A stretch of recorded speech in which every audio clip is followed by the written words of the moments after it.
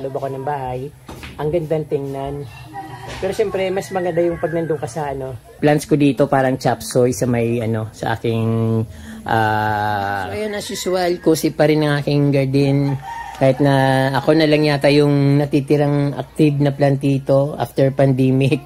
Ayan, hindi ko pa rin sila pinapabayaan. May mga flowers din yung aking bougainvillea doon sa taas.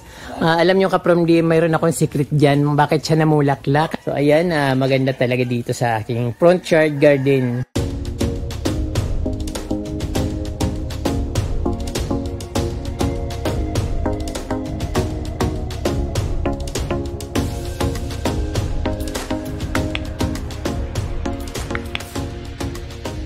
Magandang araw sa inyo mga ka-From D at welcome back sa Certified From D channel. Ngayon po ay nag-repair na naman ako ng aking garden, pero bago ko ipakita ang aking napakagandang garden ay ini-invite ko po muna kayo na mag-subscribe sa aking YouTube channel at pindutin yung notification bell para updated po kayo sa aking mga bagong post na videos. So ngayon nga mga ka-From D, in-arrange ko na naman ulit yung halaman ko at syempre ni-renovate ko na naman yung aking front yard.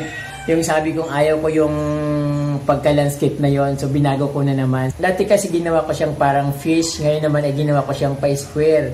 So, siyempre mas maganda ngayon. Excited nga akong ipakita sa inyo dahil nagustuhan ko yung pagka-landscape ko. At siyempre yung yung mga halaman talagang antitingkad ng kulay at napakaganda. And napakalinis niya. Siyempre, nag-arrange din ako ng konting halaman para dagdag sa kagandahan ng bahay ko. At tara, let's go ka-From D at hindi na natin ito patagalin.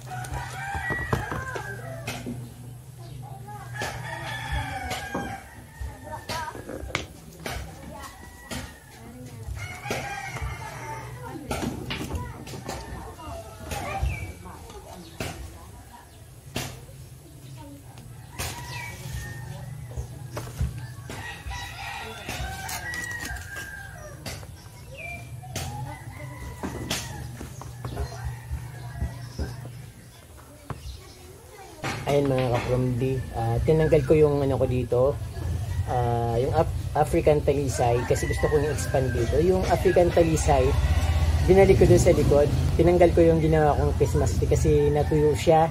At dito naman gusto ko yung ibalik yung dating landscape ko na parang pa-square lang.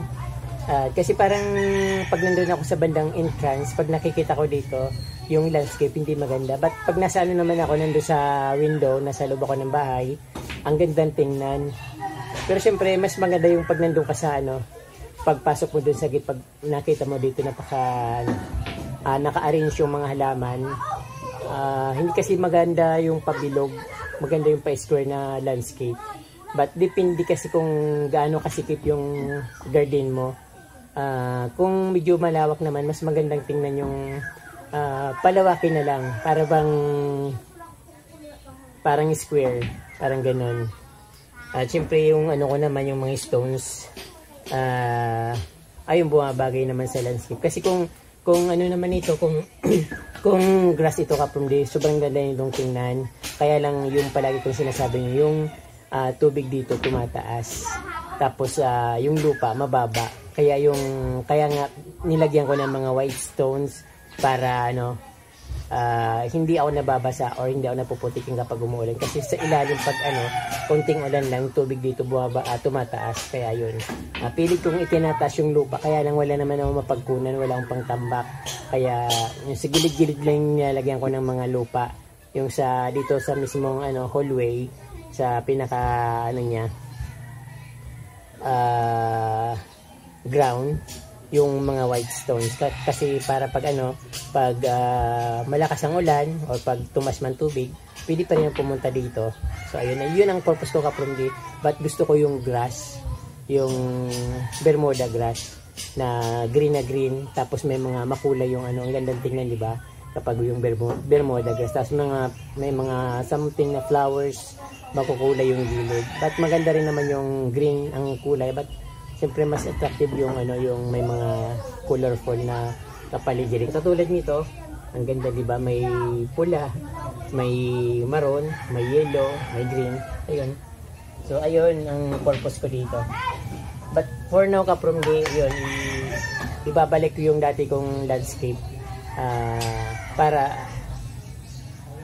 mas maayos ko pa, saka medyo malilim pa pag mamaya ko pag ginawa ito, masyado nang mainit.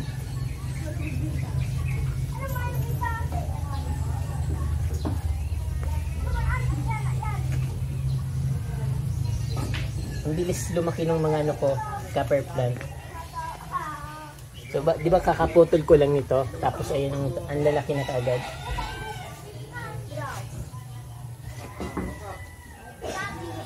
So, pag ibabalik ko lang din ito kapromdi sa gilid. Gusto ko lang yung yung pantay siya.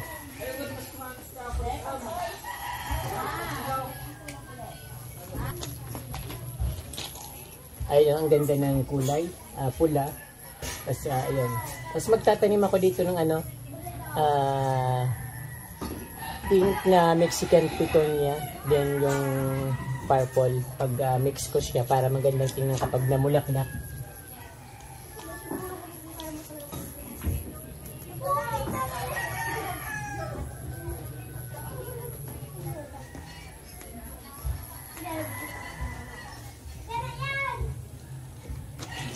Uy, na yung kumayana. Natumba.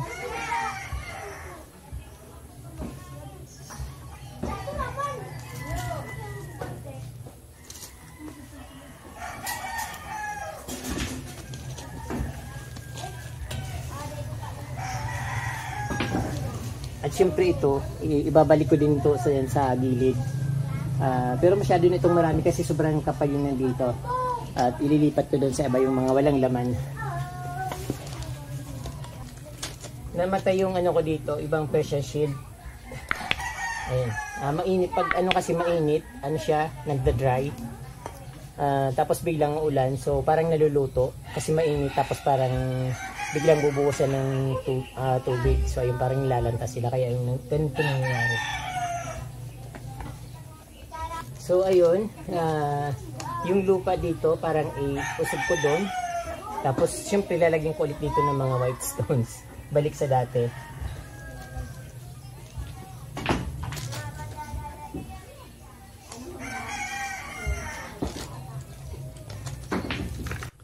So ayun kapromdia, sobrang dami na pala nung napakabilis lumago nung aking copper plant. So malaki rin itong space na ito dito kapromdia na ayusin ko, na ibabalik ko sa dati. Matayan na medyo lalawak yung garden ko syempre, at syempre yung mga ko, ayun, makakapunta na ako dito sa bandang gilid na to, malilinis ko na doon. Isa rin yun sa purpose ko na ko dito, medyo usog ko yung ko dito, yung landscape, para pagdating doon na naayos ko doon at nalilinis ko. Kung maraming damo, natatanggal ko rin. So ayun, maganda yung ko, bagong umulan kahapon ng napakalakas, kaya malakas yung loob ko, natanggalin ko dito yung yung anong tawag dito, yung African talisay. So nilipat ko sa likod dahil malambot yung lupa. So ayan, ganda. Yung mayana naman inusog ko lang ng konti kasi nandito yan nandito si banda. Parang mas maganda kung nandun banda siya.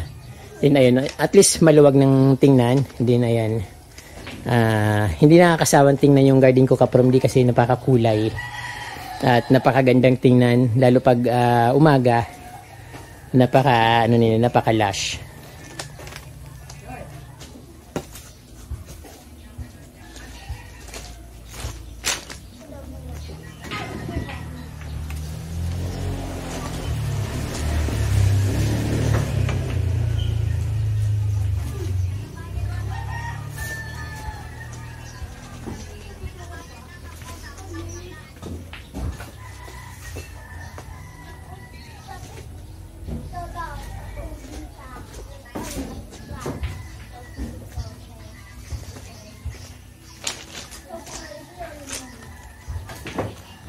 So ayan po mga kapromdi, na halukay ko na yung aking landscape dito. Medyo naibalik ko na ng konti. At syempre, ko na naman yung, yung mga white stones. Idadagdag ko, diusog ko dun para mababalance siya. At syempre, wala naman ng ibang pagkukunan ng ibang white stone. Kundi dito din, yung iba ilalagay ko dun sa tinanggalan ko ng lupa. Ayan. So yung Psycho Kaprom di mas gusto ko yung nakalutang yung mga bato katulad niyan. Mas maganda kasing tingnan kapag yung mga malalaking bato nakalutang. Tapos lalo diyan sa bandang gilid kasi yung mga halaman ko diyan siyempre umaapaw yan. So kapag matataas siya, hindi siya dumidikit dito sa baba sa pinaka landscape mismo. So naharangan siya ng stones kaya patayo pa rin siya. Ayan. Saka mas maganda talagang tingnan kapag medyo nakalabas yung mga malalaking bato. So hindi ko pa siya tapos Kaprom, so siyempre papakita ko pa rin siya kapag tapos na. Yung mga tinanggal ko, mga binunot ko na copper plant, yung iba ibabalik ko.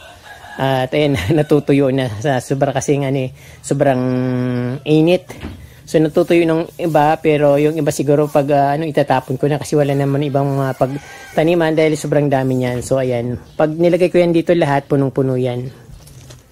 So dito naman later ko na lang ito gagawin kasi pinag-isipan ko pa kung anong gagawin ko dito. Gusto ko kasi bagay dito sa kabila. So may pareho silang mayroon doon. Tapos doon sa dulo, the same din diretso din. So, hindi ko muna gagalawin yun nandito sa bukana ng garden.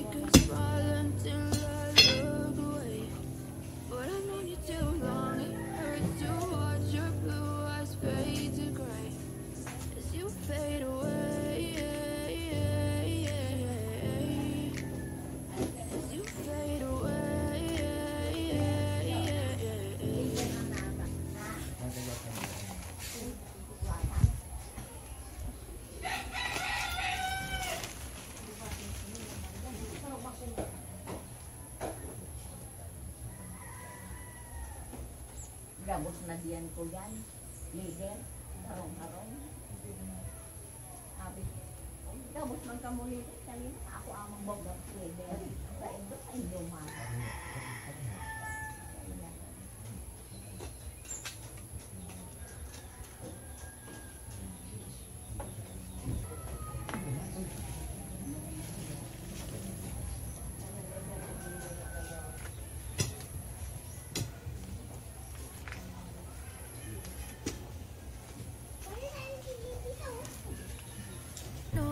Told your friend you're not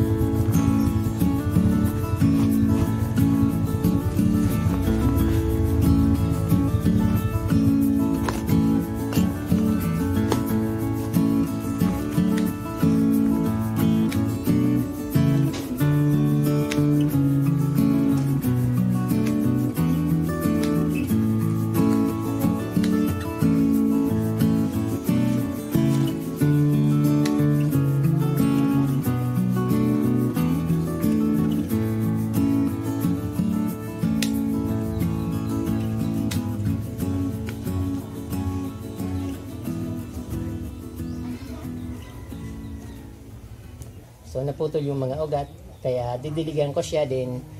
Ilalagay ko siya sa shaded area para makarecover. Mahirap kasi itong buhayin. But gusto niya yung mainit. Pero dahil na siya, napagod at na putol yung ugat, so dapat ko siya sa malilim dahil mayroon pa siyang mga dahon.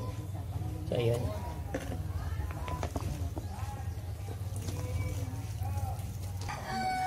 So ayan yan, magulo siyang tingnan at walang kaayusan. Siguro naman maayos ko na siya ng mas maganda at mas maayos dito compare sa dati. So medyo malawak na. Totally hindi naman ako makabuelo dito sa dating ayos. Ngayon ayusin ko na siya ng mas maluwag. Then dito siyempre yung magandang landscape ko dito, siyempre i-move ko. Siyempre papagandahin ko para mas maging maayos pa ang dating niya.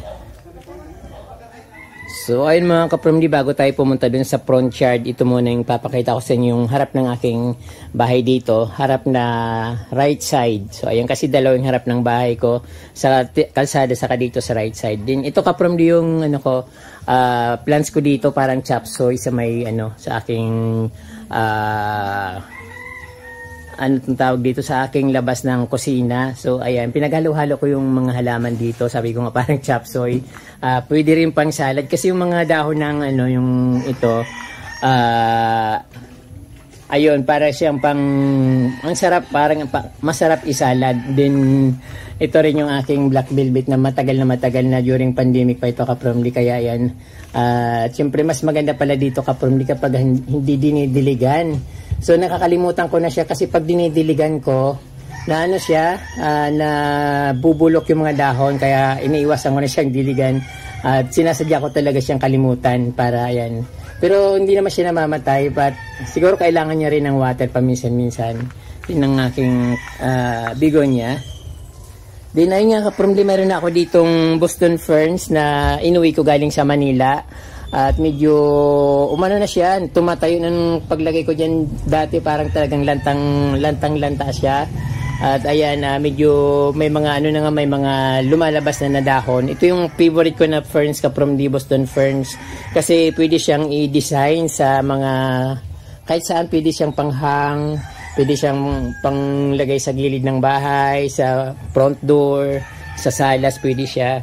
Then ayun yung aking mga ferns dito. Then ayan, ito naman yung mga hindi ito native ferns ka-Promdi, halaman din talaga ito. Sometimes tinatapon ko ng ganito ko kasi sobrang dami na, at ayun, wala nang malagyan dito, kaya gusto ko, nagbabawas ako ng mga halaman. Then ito naman ka-Promdi, yung kakaiba kong fern, binili ko lang ito dyan sa isang kaibigan. Marami siyang ganito palaging tinda, but napakahirap nitong alagaan, hindi ko makuha yung timpla, bigla na lang siyang nalalanta. Then ayun, mga ko dito, collection ng ferns. Ayan,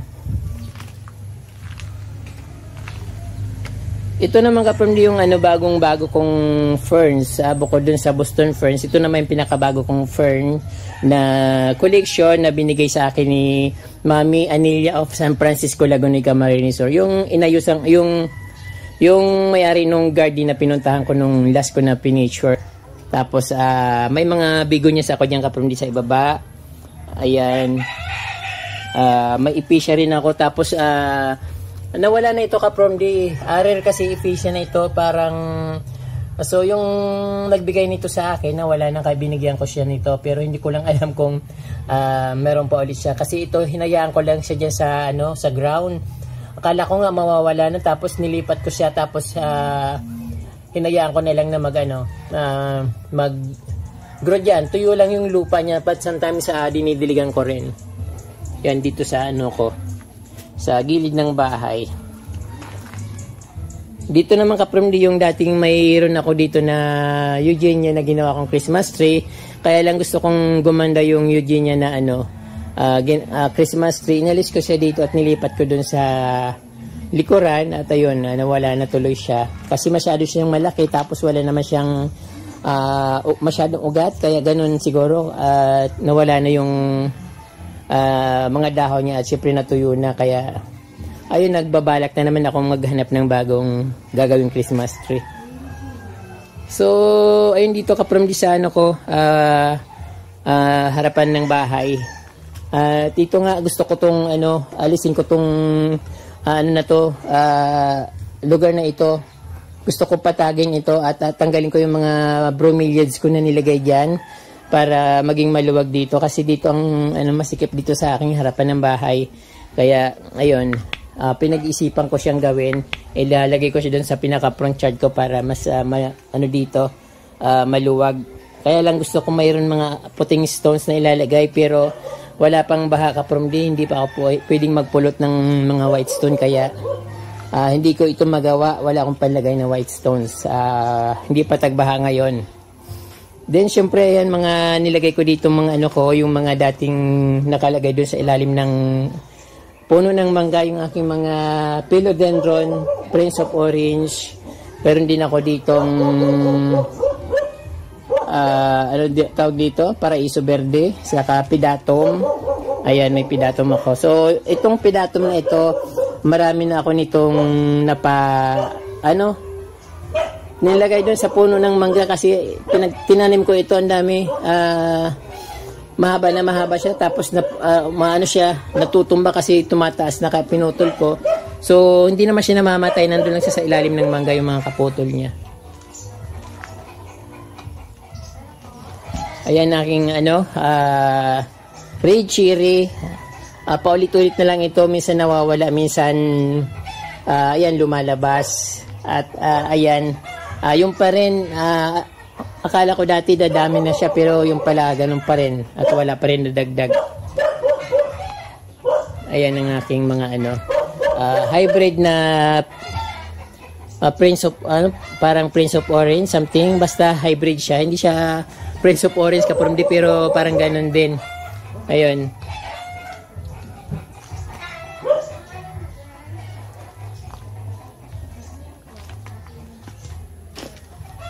So dito naman yung another na red cherry ko. So sabi ko nga parang mayroon akong 4 nito pero namamatay siya. Hindi siya mahirap buhayin.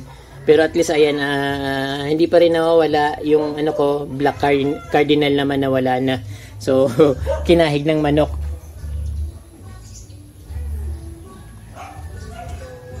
So, ang aking mga evergreen plants. At ayan.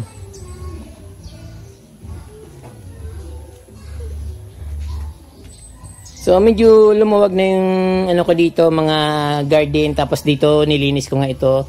Tinanggal ko na yung medyo dito, yung may binunot ako dito na picara plants at ayun maluwag na.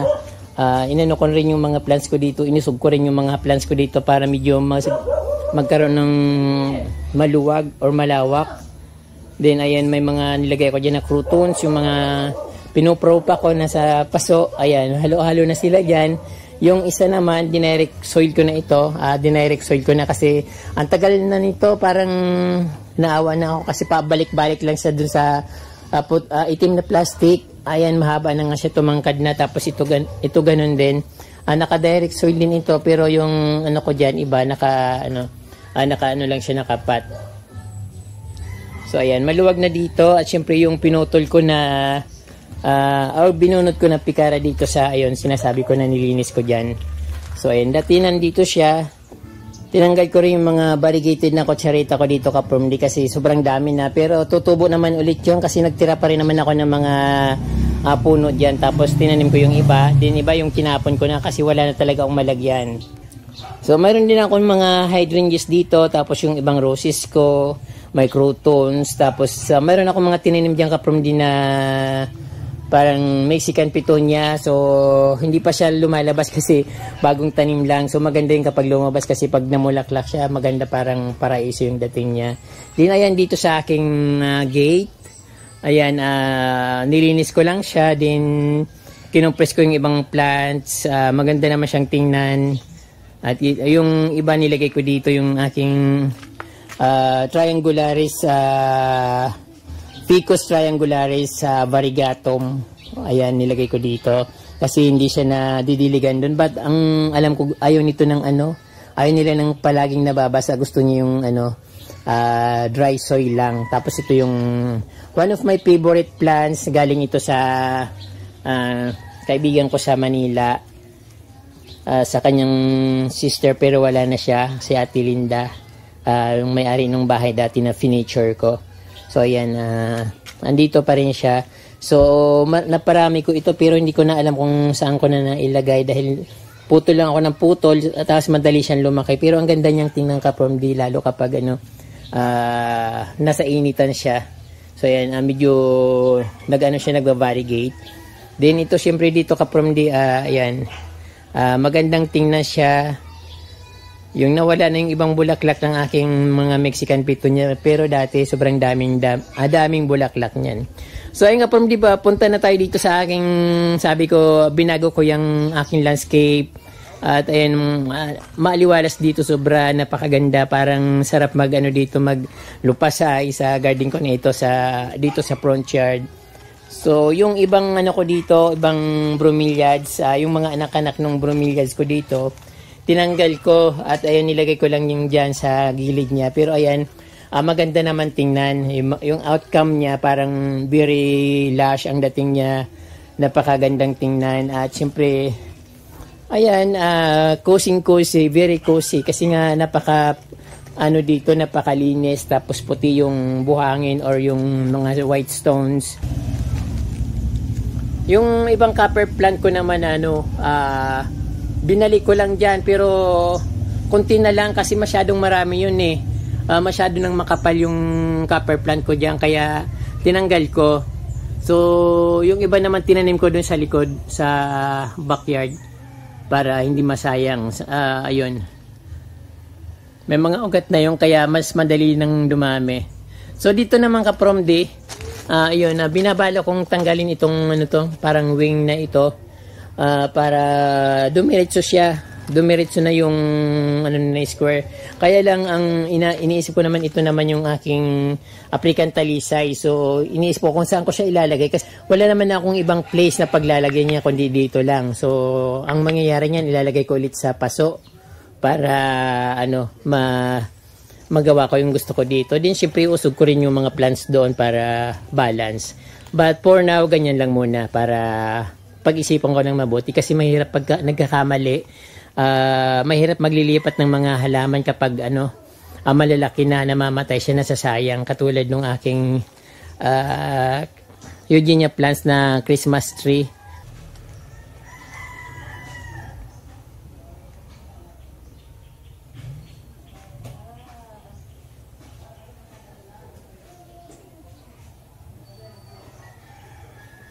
So maluwag na at kunting ayos na lang. Siguro pag namulaklak nga yung ko dito, yung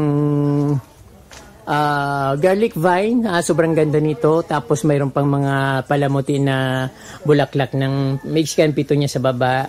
Then siyempre pag manapuno na ito, siguro dahil maliit lang ito, at tatanggalin ko yung bromeliads at ililipat ko dun sa bandang gilid doon. Doon sa ginawa kong pie square, lalagyan ko ng bromeliads doon para mas balance, kasi dito may mga bromeliads dito.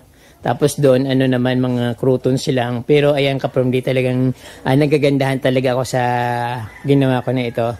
Although parang hindi siya pantay, pero okay na siya. Hindi naman kailangan maging pantay kasi garden nga eh. Dapat nga konting may mga design. Ayun. Then na-notice ko yung aking banda na orchids. Meron na siyang flower. So hindi pa siya lumalabas. Inaabangan ko nga nung isang araw ko ito nakita. Pero siyempre excited ako kasi first time ko makapagpabulaklak nito. Banda na ito. Matagal na ito during pandemic. Hindi naman siya lumaki, ganun pa rin, kasi kung saan ko siya nilalagay, palipat-lipat lang kung saan ko ilalagay yung pang orchids ba, tapos ililipat ko na naman kasi nabubulok yung nilalagyan ko. Then minsan nilagay ko dun sa mangga, kaso lang natatalo siya, parang kailangan niya yata ng araw. So ayan ang aking mga dito, bromeliads. Mas maganda yung bromeliads dito compared dun sa isang haligi dito. Yung bromeliads dito ang payat. Unlike doon sa kabila na biri ang daming branch. Dito parang kulang. Hindi man lang nadagdagan. Mayroon pa rin akong mga mayana ka-from D. Ayan, hindi ko winawala yung mayana ko. Minsan pag nakikita ko mawawala na, paubos na siya, inaano ko siya, replant. Pero na lang yan, parang 2 variety na lang yata yung mayana ko dito, or 3. So, ayun, paubos na nga. Yung black fish ako naman ka-from D na dati dinisign ko yon, ayun, tinanggal ko doon at pinalitan ko nga ng bromeliad. Kasi parang nalalanta siya, pero ayan, ang kinain yata ng uod. Ayan, bali-bali yung mga daon niya. Tapos aking shamrock. Then, ayun.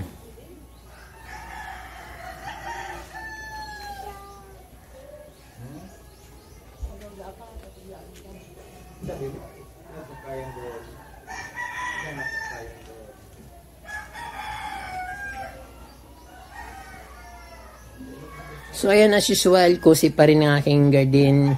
Kahit na ako na lang yata yung natitirang active na plantito after pandemic.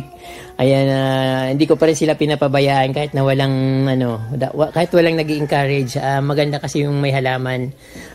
Kahit yung walang nangiinggit na plantito na para magtanim ako ng halaman. Ito pa rin, tuloy-tuloy pa rin ako sa pag-gardening. Para, ayun, libangan ko na rin. Wala akong magawa. Pag wala akong magawa dito sa bahay, lalabas lang ako dito, mag-ayos-ayos ng halaman, ayusin ko yung mga pagka-landscape, maglilinis ng mga dahon, ayun, superb.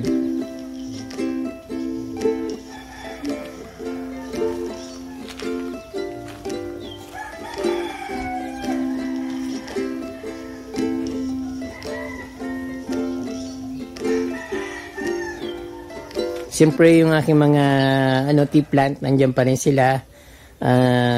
Medyo nawawala na yung init ngayon at napapalitan ng makulimlim at palaging naulan, kaya yung kulay nila nagpi-fade na din.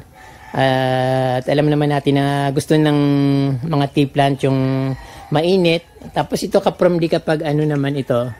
Hindi ko alam kung anong pangalan ng plants na ito, pero maganda ito ka-from D kapag siya nabababad sa init. Nagiging yellow yung niya, dahon niya. Ayan, medyo ang kapal na naman ng mga dito, mga puno. So, ayun.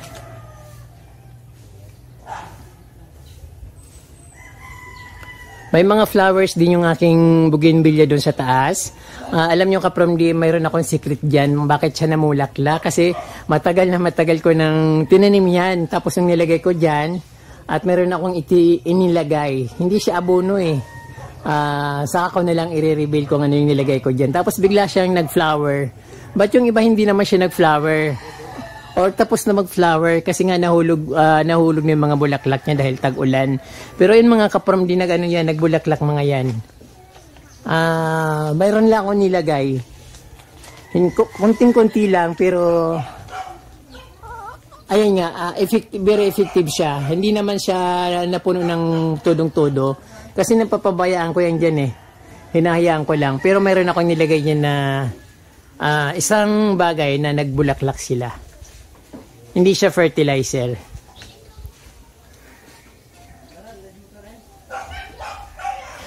So ayan, kumulimlim at naging balance yung kulay ng halaman kasi walang araw. Naging maulap. So ayan, mas magandang tingnan at mas magandang igala yung camera dahil puro parehong kulay nila. So ayan. Yung pikara ko naman, pinuputol-putol ko lang dyan. At pag